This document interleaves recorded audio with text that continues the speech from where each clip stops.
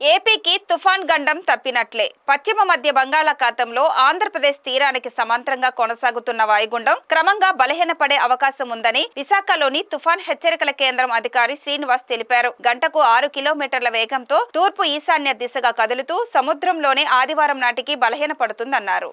AP తీరం వెంబడి కొనసాగుతున్న వాయుగుండం క్రమేణా ఆదివారం నాటికి బలహీనపడే అవకాశాలు ఉన్నాయి. ఈ ప్రభావంతో కోస్తాంధ్రలో ఓ మోస్తరు వర్షాలు, రాయలసీమలో తేలికపాటి నుండి ఓ మోస్తరు వర్షాలు పడే అవకాశం ఉందని విశాఖ తుఫాన్ హెచ్చరికల కేంద్రం అధికారి శ్రీనివాస్ తెలిపారు. తీరం వెంబడి ఈదురుగాలులు మరో 24 గంటల పాటు కొనసాగుతుందన్నారు. మత్స్యకారులు వేటకు వెళ్లరాదని హెచ్చరించారు.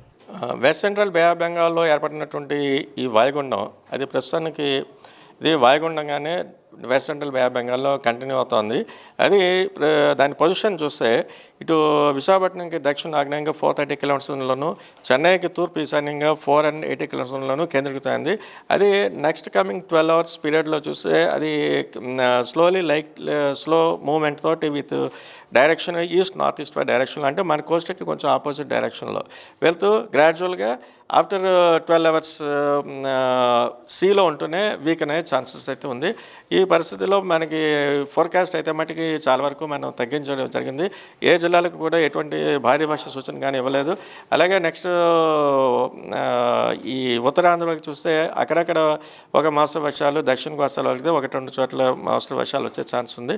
అలాగే నెక్స్ట్ ఈ ఇప్పుడున్నటువంటి డిప్రెషన్ కంటిన్యూ అవుతుండడం చేత ఈ స్క్వాలీ విండ్స్ కూడా మన తీరం వెంబడి కూడా ఇంకా గంటకి 35 నుంచి 45 కిలోమీటర్ల వరకు ఈ వేగంతో కంటిన్యూ అవుతున్నాయి. అందుచేత మత్స్యకారులందరూ కూడా ఇవాళ రేపు కూడా వేటకు వెళ్ళొద్దని చెప్తున్నాం. అలాగే సీ పోర్ట్స్కి మనం ఇచ్చినటువంటి సిగ్నల్స్ కూడా ఇంకా ఈరోజు కూడా కంటిన్యూ చేస్తున్నాం. అలాగే నెక్స్ట్ మన ప్రెడిక్షన్స్ ప్రకారం నిన్నటి రోజున అది ఈవినింగ్కి డిప్రెషన్గా మారడం, తదుపరి అది ఈస్ట్ నార్త్ ఈస్ట్ డైరెక్షన్లో వెళ్ళడం, తర్వాత ఇది మ్యాక్సిమం ఇంపాక్ట్ ఎక్కువగా ఉత్తరాంధ్ర మీద ఎక్కువగా కనిపించింది. Maximum districts like this Vizianagaram, Parvathipuram, Srikakulam, Visakhapatnam ఈ జిల్లాల్లో దీని ప్రభావం బాగా ఎక్కువగా కనబడింది. ఇది అత్యధికంగా అయితే బండపల్లిలో 10 సెంటీమీటర్ల వర్షపాతం, next other places like Merakamudidam, Bobbili, Terlam, Mentada and భీమునిపట్నంలో 8 సెంటీమీటర్ల చొప్పున వర్షపాతం నమోదైంది.